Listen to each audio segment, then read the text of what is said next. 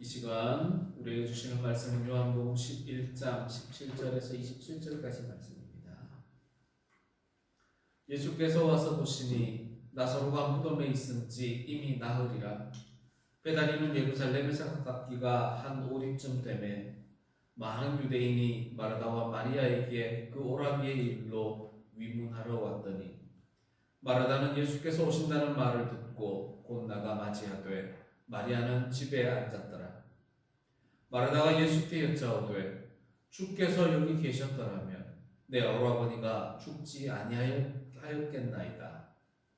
그러나 나는 이제라도 주께서 무엇이든지 하나님께 구하시는 것을 하나님이 주실 줄을 아나이다. 예수께서 이르시되 내 오라비가 다시 살아나리라. 마르다가 이르되 마지막 날 구할 때에는 다시 살아날 줄을 내가 아나이다. 예수께서 이르시되 나는 부활이요 생명이니 나를 믿는 자는 죽어도 살겠고 무릇 살아서 나를 믿는 자는 영원히 죽지 아니하리니 이것을 내가 믿느냐. 이르되 주여 그러하외다. 주는 그리스도시요 세상에 오시는 하나님의 아들이신 줄 내가 믿나이다. 아멘. 나사로와 마르다와 마리아가 삼남매입니다. 이 삼남매가 베다니라는 곳에 살고 있습니다. 이 베다니는 요단강을 기준으로 했을 때 요단강의 서편 예루살렘 쪽입니다. 그러면 이 베다니는 유대 왕의 관할을 받는 지역입니다. 예수님께서는 이 본문 앞에 예루살렘에서 복음을 전하시고 가르치시다가 유대인들이 예수님을 죽이려 하자 예수님께서 세례 요한이 세례 베풀던 곳 바로 베레아 쪽으로 이동을 하셨습니다. 이 요단강 동편은 갈릴리와 이 베레아를 통치하는 헤롯 안디바의 관할 구역에 속합니다. 베다니는 요단강 서편 예루살렘 쪽인데 이 베다니에 사는 나사로 삼남매에게 큰 일이 일어납니다. 멀쩡하던 삼남매 중 오빠인 나사로가 갑자기 중병에 걸립니다. 마르다와 마리아가 자신들이 예전에 접대했던 또 예루살렘에 오실 때마다 자신의 집에 거처했던 예수님께 메신저를 파송합니다. 그리고 예수님께 나사로가 죽을 병이 걸렸다고 보고를 하니 합니다. 11장 3절 말씀입니다. 예수여 봐주세요. 주께서 사랑하신 나사로가 병이 들었습니다. 병으로 죽게 생겼습니다. 주여 와서 봐주세요. 이렇게 메신저를 파송합니다. 그런데 예수님의 반응은 너무 뜻밖이었습니다.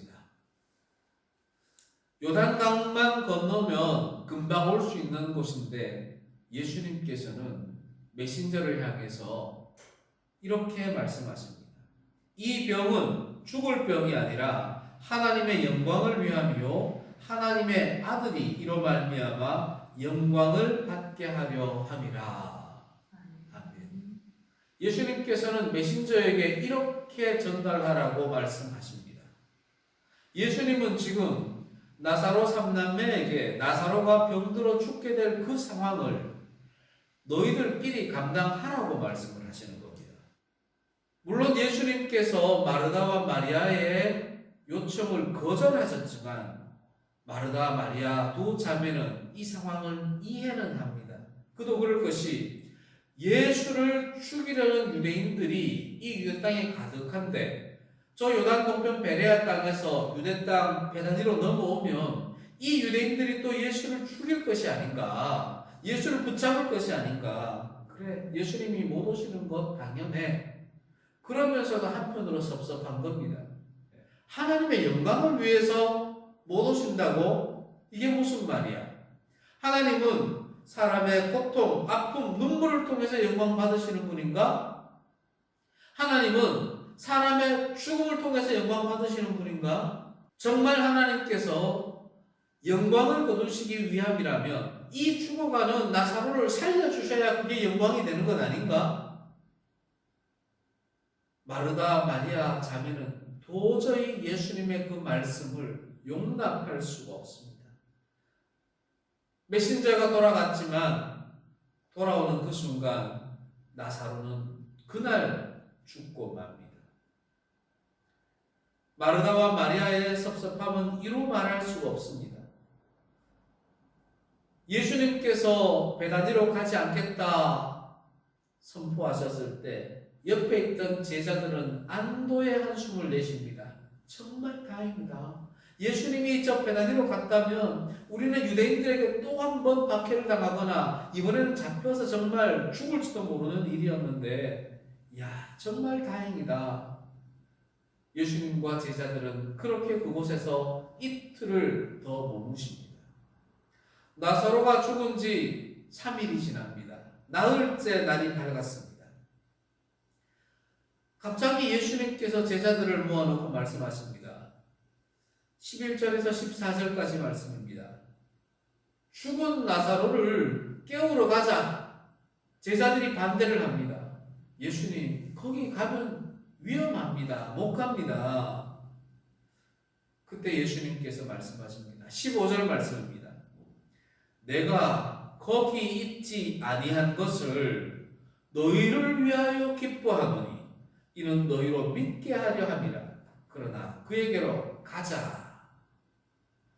거기 있지 않는다는 것은 나흘 전에 베다니로 가서 나사로를 치유해 주지 않은 것을 이야기합니다. 나사로가 죽도록 그냥 보고 계신 것을 말합니다. 거기 계셨더라면 그 순간 나사로를 고치셨기 때문일 겁니다. 예수님은 제자들을 데리고 함께 요단강을 건너 마르다 자매가 있는 베다니로 향합니다. 예수님께서는 곧바로 마르다의 집으로 들어가지 않으시고 마을 입구에 멈춰 서십니다. 예수님 일행이 온다는 소식을 듣고 마르다가 급하게 뛰어나가서 예수님을 마을 입구에서 마중을 합니다. 사실 누가복음 10장에도 마르다 마리아 얘기가 나오죠.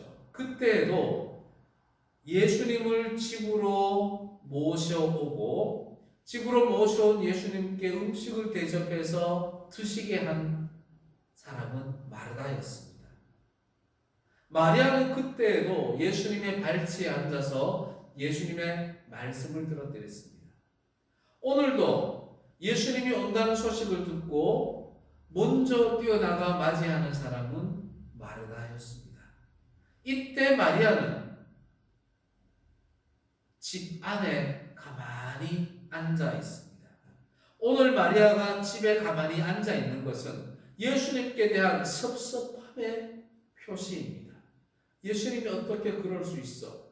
이제야 오신다니 지금 뭐하러 오셔? 서운함과 불만이 가득한 마리아의 모습을 드러내는 겁니다.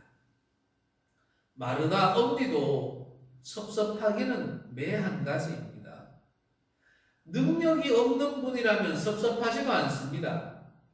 고칠 수 있는 분이 아니라면 섭섭함을 가질 필요도 없습니다. 그런데 예수님은 능력 있는 분이고 치유할 수 있는 분이시기에 예수님이 오시기만 했다면 우리 오라버니가 죽지 않았을 것을 알기 때문에 마르다도 너무너무 섭섭합니다. 그럼에도 불구하고 마르다는 예수님을 마중하러 마을 입구로 뛰어나간 겁니다. 예수님을 만난 마르다는 그 섭섭한 마음을 참고 있지를 못하고 만나자마자 예수님께 말을 합니다. 주님, 주께서 여기 계셨더라면 내 오라버니가 죽지 아니하였겠나이다. 그 섭섭함을 예수님께 토로합니다. 그러면서도 이미 오라버니는 죽었지만 우리가 알지 못하는 무슨 특별한 위로, 우리가 미처 생각지도 못한 새로운 기쁨을 예수님은 주실 거야 라는 막연한 기대감을 가지고 22절에서 이렇게 이야기합니다. 그러나 이제라도 주께서 무엇이든지 하나님께 구하시는 것을 하나님이 주실 줄을 나는 아나이다. 이렇게 고백을 합니다. 이 이야기를 들은 예수님께서 상상하지도 못하는 말씀을 하십니다. 마르다가 기대하지도 않았던 말입니다. 너희 오빠 나사로가 죽었으니 너희들에게 큰 풍요함이 주어질 것이다. 동네 사람들이 너희를 존경할 것이다. 너희들이 마을 이장이 될 것이다. 이런 말을 선포해 주는 것이 아니라 네 죽은 오라비가 다시 살아나리라 선포를 하십니다. 예수님께서 이렇게 말씀하신 것은 네가 조금 전에 말했지 주께서 여기 계셨더라면 오라버니가 죽지 않았겠습니다. 네가 말했잖아. 주께서 여기 계셨더라면 이라고 말했잖아. 그래, 내가 지금 여기 있으니 네 오라버지가 죽지 않아. 내가 여기 있으니 네 오라버지가 다시 살아나서 너와 함께 살 거야. 네가 말한 고백을 네가 진심으로 고백했다면 나의 이 말을 믿어야 돼. 말씀을 하시는 겁니다. 금방 주께서 여기 계셨더라면 죽지 않았을 것을, 주님의 능력이 있으시니 주님의 능력으로 살리실 것을 믿습니다. 이런 의미로 고백했던 마르다가 네 오라버니가 살아나리라 할 때 마르다는 주님의 그 말씀을 바르게 믿지를 못하고 이해하지도 못합니다. 마르다가 이렇게 고백합니다. 주님, 마지막 날 부활 때에는 다시 살아날 줄을 내가 압니다. 지금 그게 무슨 말씀입니까? 마르다는 주께서 여기 계셨더라면 다 해결할 수 있습니다 이야기해놓고 예수님이 내가 여기 있으니 살아나리라 그 말은 용납하지를 않는 겁니다. 서운한 마음으로 여기까지 뛰어나와서 예수님께 고백하면서도 예수님이 은혜를 선포하자 그건 내가 생각했던 은혜가 아닌데요? 거부하고 있는 겁니다. 예수님이 다시 한번 말씀하십니다. 마르다야 마르다야 내가 부활이고 내가 생명이다. 나는 부활이요 생명이니 나를 믿는 자는 죽어도 살겠고 무릇 살아서 나를 믿는 자는 영원히 죽지 아니하리니 이것을 네가 믿느냐? 예수님은 마르다에게 내가 부활이고 생명이다. 내가 부활이고 생명을 주관하는 하나님의 아들이다 라는 것을 마르다에게 다시금 가르쳐 줍니다. 그제서야 마르다가 고백합니다. 우리가 알고 있는 그 고백입니다. 베드로가 예수님께 고백했던 그 고백을 이 자리에서 마르다가 하게 됩니다. 주는 그리스도시요 세상에 오시는 하나님의 아들이신 줄 내가 믿나이다 고백합니다. 앞에서는 하나님께 구하면 하나님이 다 주실 줄 아나이다. 부활 때에는 다 다시 살아날 줄 아나이다. 자신의 알므로 고백했는데 예수님께서 생명이요 부활이다 라고 선포하자 그제서야 마르다는 내가 그리스도를 당신이 그리스도임을 믿습니다. 하나님의 아들임을 믿습니다 라고 고백을 합니다. 이 순간만큼 마르다는 진실되게 지금 고백하고 있는 겁니다. 조금 지나면 또 다른 일이 생기면 그 믿음이 또 흔들리겠지만 주님의 말씀을 직접 듣는 이 순간만큼은 아멘으로 고백하는 겁니다. 사랑하는 성도 여러분, 마르다를 다시 한번 되새겨 보십시오. 주님이 여기 계셨더라면 오라버니가 죽지 아니하였을 텐데 예수님이 그 자리에 와서 마르다 옆에 서서 여기 계시면서 네 오라버니가 살아나리라 할 때 마르다는 믿지를 못하는 겁니다. 우리의 신앙생활은 어떠합니까? 하나님, 주님이 나와 함께 하신다면 나에게 이런 아픔이 없었을 텐데 주님이 여기 계시지 않았기 때문에 우리 가정이, 우리 교회가, 내 삶이 이렇게 피폐해지고 힘겨워지고 어려운 거 아닙니까? 이렇게 말할 수가 있는 것이 우리 인생입니다. 그런데 주님 말씀하시잖아요. 내가 여기 있으니 내가 부활이요 생명이니 네 오라버니가 살아나리라. 이렇게 말씀하신 것처럼 하나님께서 지금 우리에게 말씀하시는 겁니다. 삼위일체 성령 하나님이 말씀으로 역사하시는 하나님이 지금 너희와 함께 있으니 우리와 이곳에 함께 있으니 하나님이 너희들의 삶을 하나님께로 인도하리라. 너희들이 이 땅에 살면서 예수를 믿으면 너희가 살아서 예수를 믿기 때문에 영원히 죽지 않는 천국으로 나아가리라 말씀을 해주시는 겁니다. 그럼 우리 어떻게 해야 합니까? 고백해야죠. 주는 그리스도시요 살아계신 하나님의 아들이십니다. 주는 그리스도시요 이 땅에 오시는 하나님의 아들이십니다. 우리도 고백하고 믿어야죠. 2000년 전에 예수님께서 마르다에게만 가시고 사라지셨습니까? 아닙니다. 예수님은 2000년이 지난 지금도 말씀으로 우리와 함께 하셔서 항상 말씀하십니다. 내가 여기 있으니 네 삶에서 그리스도의 영광이 나타나리라 말씀을 하십니다. 사랑하는 성도 여러분, 고통이 있습니까? 아픔이 있습니까? 눈물이 있습니까? 기쁨이 있습니까? 그것은 하나님이 여러분의 삶을 통해 영광을 드러내려 하시는 겁니다.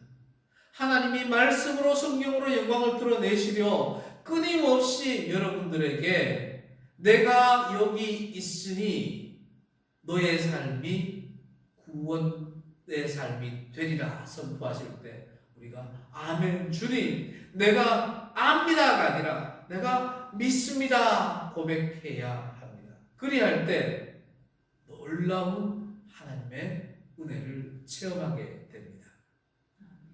우리의 삶이 결코 쉬운 삶이 아닙니다. 하루하루가 힘겹고 어려운 삶이지만 우리 삶 속에 말씀으로 성령으로 역사하시는 하나님이 늘 함께 하신다는 것을 믿으며 이 땅을 담대하게 살아가는 우리 성도들 되시기를 기원합니다.